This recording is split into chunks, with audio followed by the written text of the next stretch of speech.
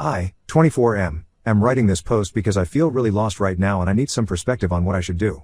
My friend Penny, 24F, and I met during our first year of college back in 2020. We were part of the same orientation group during freshman week.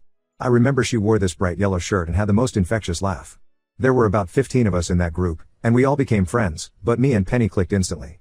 We both ended up choosing architecture as our major, which meant we spent a lot of time together in studios working on projects.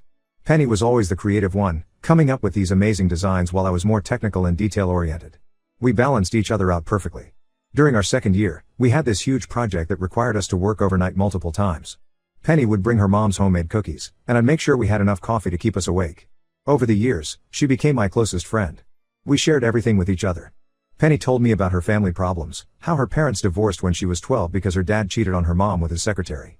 Her mom remarried when Penny was 15 to this guy named Greg who was financially stable but emotionally distant.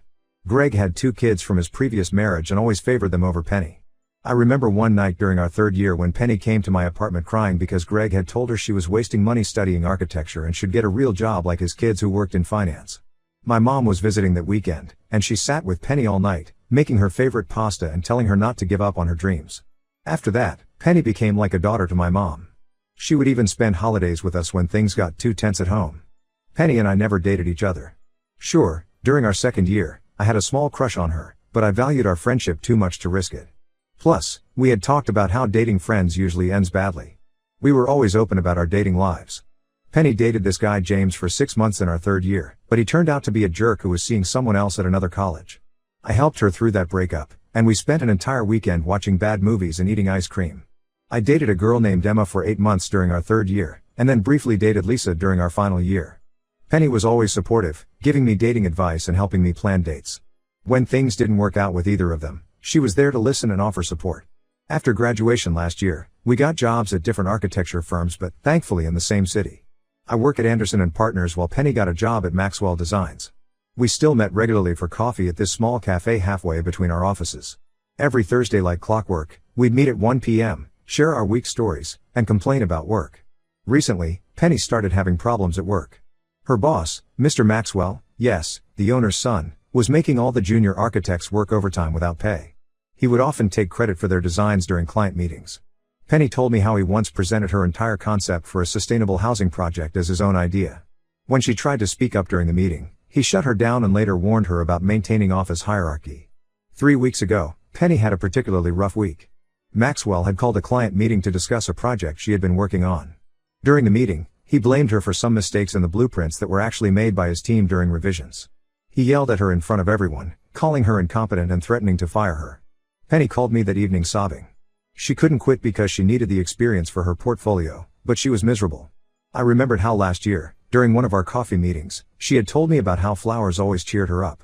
Her dad, despite being absent most of the time after the divorce, would bring her favorite sunflowers whenever he visited. She said flowers reminded her that beautiful things can grow even in difficult conditions. So, I decided to send her a bouquet of sunflowers to her office. I added a small note saying, "Keep smiling, you're stronger than you think." I honestly just wanted to cheer up my best friend who was going through a tough time. I even checked online reviews to find the best florist in her office area and specifically requested they deliver before her lunch break so the flowers wouldn't sit in the sun too long. Penny texted me when she got them, saying they were beautiful and thanking me for being such a thoughtful friend. But after that day, things changed. Her texts became shorter and less frequent. She canceled our Thursday coffee meetup saying she had client meetings.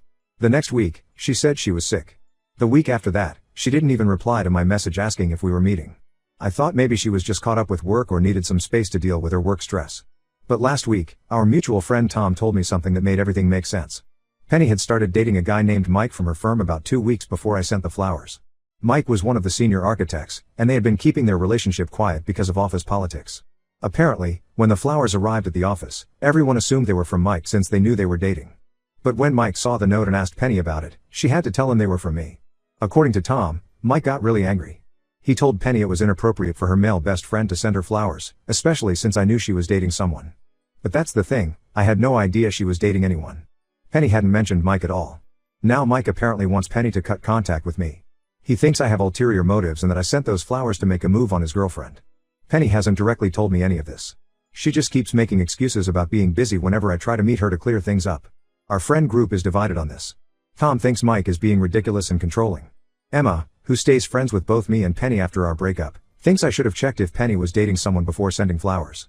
Lisa says it's normal for friends to send flowers and Mike is clearly insecure. I just want my best friend back.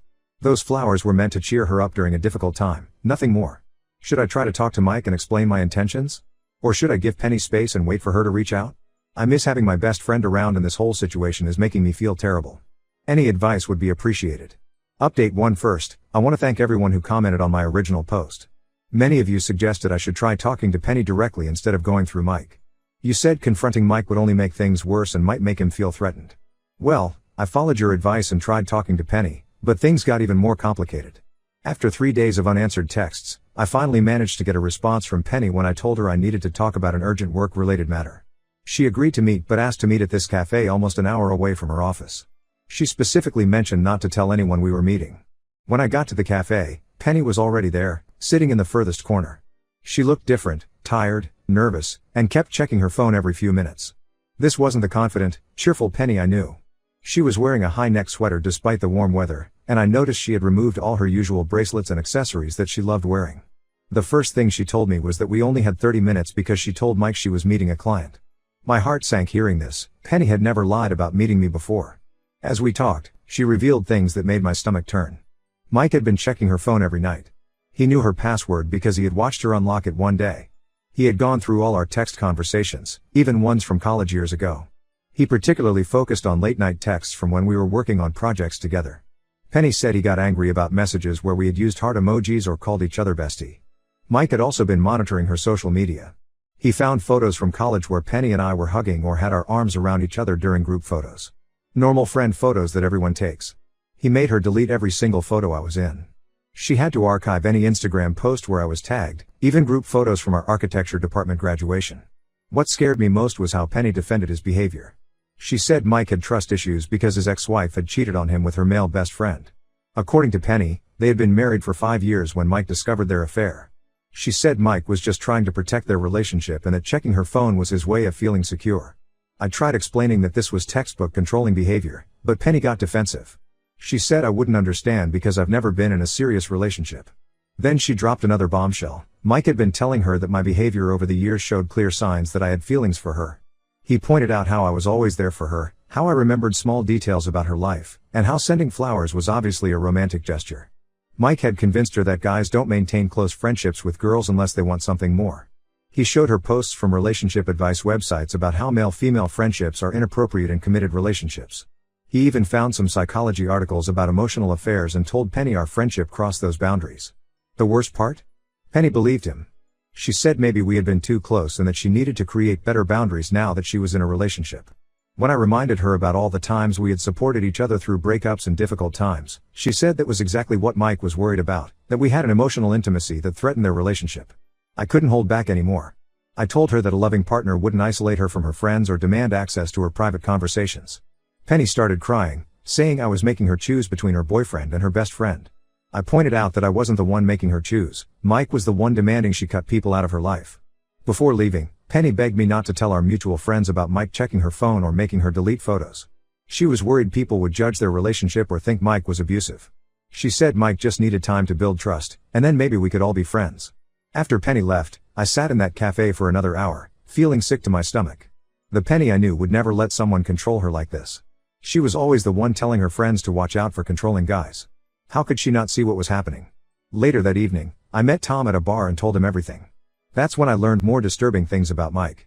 Tom's girlfriend Amy works at another architecture firm where Mike worked before joining Penny's company. Apparently, Mike had a pattern. His ex-wife hadn't actually cheated on him, she had left him because he was controlling and possessive. He had isolated her from friends and family, checked her phone regularly, and monitored her social media. When she finally left, he told everyone she had cheated on him to gain sympathy. Amy had heard stories about how Mike had done similar things in other relationships too. He would target women who were kind and empathetic, love bomb them initially, then slowly start controlling their lives.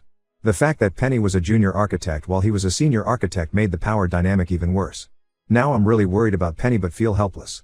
If I try to warn her about Mike's past, she'll think I'm just jealous and making up lies. If I tell our friends, she'll be angry that I broke her trust. Our other friends have noticed her becoming distant too, but they think she's just busy with her new relationship. I keep thinking about what Penny's mom told us about her controlling ex-husband, Penny's stepdad. How he had isolated her mom from friends and family. Penny had witnessed this growing up, yet she can't see the similar pattern happening to her now. I don't know what to do anymore. Should I reach out to Penny's mom? Should I tell our other friends what's happening?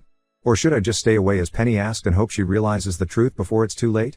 Update: 2 things have taken a dramatic turn in the past week. Last Monday, I got an unexpected call from Penny's mom, Linda. She was worried because Penny had suddenly quit her job at Maxwell Designs and was planning to move in with Mike. Linda was confused because just 3 months ago, Penny had been excited about a potential promotion at work. Linda told me Penny had been distant lately and barely visited her. When Linda tried to visit Penny's apartment last weekend, Penny made excuses about being busy. The final straw was when Penny called to ask if she could borrow her grandmother's engagement ring. Apparently, Mike had proposed, and they were planning to get married next month.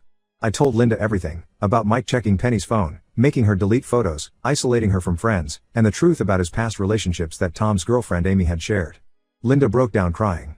She revealed something I never knew: Penny's stepdad Greg had shown similar controlling behavior before marrying her mom. He had convinced Linda to cut ties with her friends, checked her emails, and monitored her spending. After marriage, his behavior got worse, which was the real reason Penny moved out at 18. The next day, while I was working from home, Penny showed up at my apartment. Her eyes were red from crying, and she looked like she hadn't slept in days. She had lost weight, and her usually perfect architectural sketches that she carried everywhere were missing. Before I could say anything, she hugged me and started apologizing. Through her tears, Penny explained that Mike had proposed last week with a massive diamond ring. When she asked for time to think about it, he got angry. He accused her of still having feelings for me and said if she really loved him, she would say yes immediately. He wanted to get married quickly and had already found a house in another city where he wanted them to move. Penny was overwhelmed but afraid to say no. Things got worse when Mike demanded to see her recent phone calls and texts. He found out she had been talking to her mom about him and completely lost it. He deleted all her social media apps and told her that if she really loved him, she would cut contact with her family too. That's when Penny had a moment of clarity. She remembered how Greg had isolated her mom from their family, how he had made similar demands before their marriage, and how her mom had become a shell of herself afterward. Penny realized she was falling into the same pattern. When Mike left for a client meeting, Penny packed whatever she could fit in her bag and left. She went straight to her mom's house. She was afraid Mike would try to contact her at work, which is why she emailed her resignation to HR the same day. But things got scarier. Mike started showing up everywhere. He parked outside my apartment complex multiple times. At first, I thought I was being paranoid, but my neighbor confirmed seeing a man matching Mike's description watching my building. Last Friday, he confronted me in the parking lot as I was leaving for work. He was angry, saying I had poisoned Penny against him and ruined their perfect relationship. He claimed Penny was just confused and that I had manipulated her because I wanted her for myself. When I tried to walk away, he grabbed my arm. I warned him I would call the cops, but he just laughed and said no one would believe me. I called the police anyway, but by the time they arrived, Mike was gone. I filed a report, and the officers suggested I document any future encounters. They also advised Penny to consider getting a restraining order, especially after we found out Mike had been sending her hundreds of messages from different numbers. Amy, Tom's girlfriend, has been incredibly helpful. She connected Penny with other women from their old firm who had similar experiences with Mike. Apparently, this was his pattern. He would date junior architects or designers, isolate them, push for quick marriage, and then try to make them quit their jobs and move away. Penny is currently staying with her mom and looking for a new job. She's afraid to step out alone because Mike keeps creating new social media accounts to contact her. Each time she blocks one, he makes another. He even tried to contact her through LinkedIn with fake job offers. I've given Penny space to process everything, but I miss my best friend. Our other friends have been supportive, taking turns staying with her at Linda's house and helping her look for new jobs. But every time I try to visit, Penny gets emotional and apologizes repeatedly for not believing me earlier. Tom suggested we gather evidence of Mike's behavior for the restraining order. We're collecting screenshots, photos of him outside my apartment, and statements from his previous colleagues. I just hope it's enough to keep him away from Penny. Update 3: A lot has happened since my last update, and I want to share how things turned out. Penny successfully got a restraining order against Mike after we presented evidence of his harassment. The judge was particularly concerned about the hundreds of messages from different numbers and his stalking behavior outside my apartment. During the hearing, we discovered even more disturbing things about Mike. 3 other women came forward with similar stories. All of them were junior architects or designers who had worked under him at different firms. His pattern was always the same: love bombing, quick proposals, isolation from friends and family, and then trying to make them move away from their support systems. One woman revealed that Mike had forced her to quit her job and move to another city, only to become more controlling and abusive. She eventually escaped with help from a neighbor. Another shared how Mike had stalked her for months after she broke up with him, forcing her to change jobs and move in with her parents. The restraining order was granted for 3 years. Mike cannot come within 500 feet of Penny, her workplace, or her residence. He's also banned from contacting her through any means, including social media or through other people. After the hearing, Mike's current firm fired him when they learned about his pattern of targeting junior female employees. Penny got a new job at a smaller architecture firm where she's much happier. Her new boss is a woman who has been incredibly supportive after learning about the situation with Mike. Penny is even leading her own project now, designing a women's shelter, which feels meaningful given her recent experience. Our friendship has slowly been healing. We started with group meetings where Tom and other friends were present, then gradually moved back to our old Thursday coffee routine. The first time Penny ordered my coffee exactly how I like it, even remembering the extra shot of caramel, just like old times, I knew we would be okay. Penny went to counseling for a few months to understand why she ignored the red flags with Mike. She realized that growing up watching her stepdad's controlling behavior had normalized toxic relationships for her. She even helped her mom recognize that her relationship with Greg was unhealthy, and Linda is now considering separation. Mike eventually moved to another state after losing his job and the restraining order. We learned he's been telling people that Penny cheated on him with me and that we conspired to ruin his reputation. Thankfully, no one who knows us believes him, and the architecture community in our city is pretty tight-knit. Word about his behavior has spread. Penny's mom thanked me repeatedly for standing by her daughter even when she pushed me away. She said watching Penny go through this made her realize how she had failed to protect her daughter from Greg's controlling behavior, and she's determined not to repeat those mistakes. We still get coffee every Thursday. Penny is designing again, carrying her sketchbook everywhere like she used to. Last week, she laughed at her desk calendar reminder saying, "What are the judgment flowers?" referring to the sunflowers that started this whole ordeal. She said she's glad those flowers helped her see Mike's true colors before it was too late. The whole experience has made our friendship stronger. Penny says she'll never let anyone come between us again, and I believe her. As for me, I'm just happy to have my best friend back, the one who can finish my sentences and knows exactly when I need a coffee break from work. She's taking time to focus on herself and her career before dating again. Meanwhile, I'm still sending her random flowers sometimes, now with notes that say friendship flowers, guaranteed to cause drama, which makes her laugh every time. Our friend group jokingly calls us the flower survivors now. It's nice to see Penny laughing freely again, designing beautiful buildings, and most importantly, being herself, the strong, independent woman she always was before Mike tried to change her.